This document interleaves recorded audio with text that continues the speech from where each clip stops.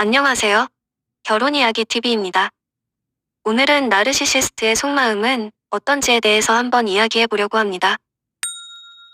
나르시시스트를 직접 겪어보신 분들은 아시겠지만 이들은 항상 분노에 차 있고 늘 화가 나 있습니다. 거기다 자기 자신이 어떤 사람인지 내면을 들여다볼 줄도 모르고 이 세상에서 내가 제일 잘났다는 착각 속에서 빠져 살다 보니 오만하고 거만한 모습을 보이고 자신의 이미지를 위해서라면 어떤 거짓말도 서슴지 않고 합니다. 양심의 가책도 잘 못 느끼는 것 같습니다. 다른 사람을 배려할 줄도 모르고 오로지 자기 자신의 생각 속에 허우적대며 사는 나르시시스트는 대체 어떤 마음을 가졌기에 그러한 삶을 살고 있는 걸까요? 조금 더 자세히 알아보도록 하겠습니다. 나르시시스트는 거의 대부분 어린 시절 부모로부터 정서적 학대를 받고 자랐을 확률이 매우 높습니다. 특히나 남편 같은 경우도 보면 시아버지의 행동이나 말투, 사고방식 등등 모든 것이 아주 많이 닮아 있었습니다. 이러한 부모들은 대체로 감정 조절 능력이 부족하여 기본적으로 충동이나 분노를 조절하지 못해 자녀들에게 사랑이라는 포장 아래 정서적, 언어적 학대를 아무렇지 않게 일삼는 것입니다. 또 나르시시스트 부모는 자존감이 낮고 열등감이 높아 자신의 잃어버린 자존감을 높이기 위해 아이나 노인같이 자기들이 힘으로 통제할 수 있는 약자를 향해 폭력성을 드러냅니다.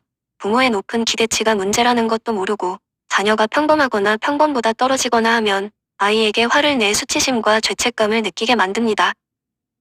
누구보다 나는 가치 있고 소중한 사람이란 생각이 들도록 끊임없는 애정과 관심을 쏟아야 할 부모가 자녀를 자기 마음대로 손에 쥐고 흔들고 아이에게 자신의 짜증, 분노, 잔소리 등등 부정적인 감정을 아이에게 다 쏟아부으며 정서적 언어적 학대를 합니다. 어려서부터 그런 환경에서 자란 아이들은 부모의 모든 것을 흡수하며 자라게 됩니다.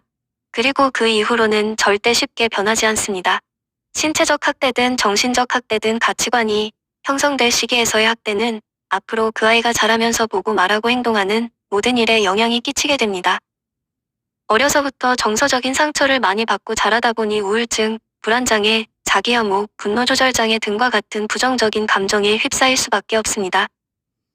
문제를 해결하려고 노력하면 좋겠지만 어려서부터 집안에서 일어나는 일을 다른 사람에게 말하면 되려 흠잡히고 나의 허점을 드러냄으로써 다른 사람들에게 공격받게 되니 그렇게 하지 못하게 부모가 세뇌를 시킵니다. 그러면 그게 정말 사실인 줄 알고 자신의 문제를 밖으로 끄집어내지 못하고 항상 부정적인 삶 속에서 빠져나오지 못하고 습관처럼 그 안에 늘 머무르려고 하게 되는 것입니다.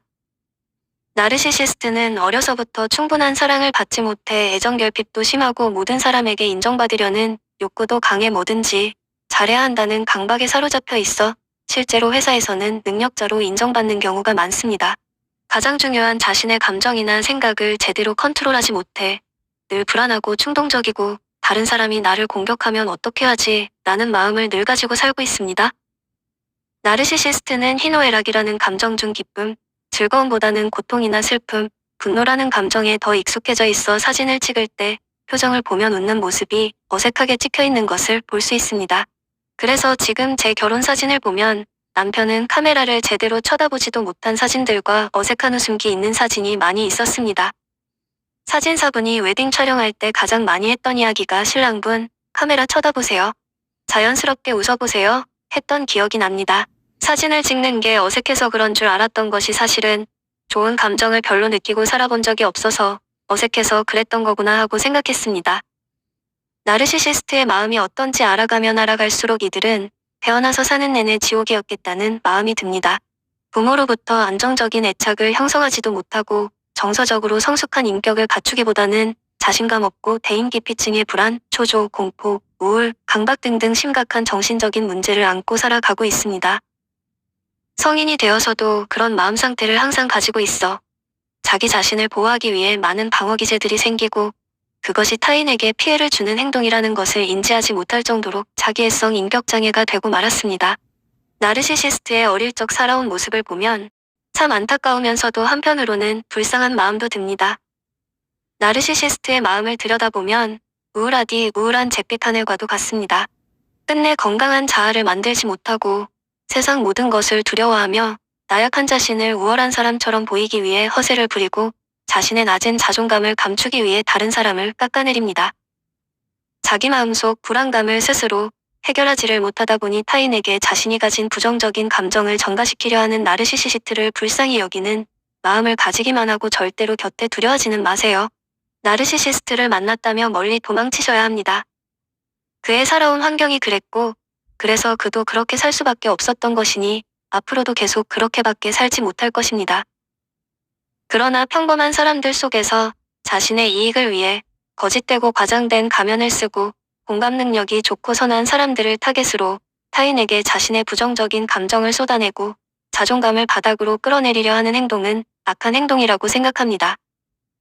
저도 나르시시스트 남편과 함께 살면서 충분한 사랑을 받지 못하고 자란 것 같이 느껴져서 동정심을 가지고 남편을 보살펴주려고 했지만 남편은 사랑을 주는 법도 모르고 받는 법도 전혀 몰랐습니다.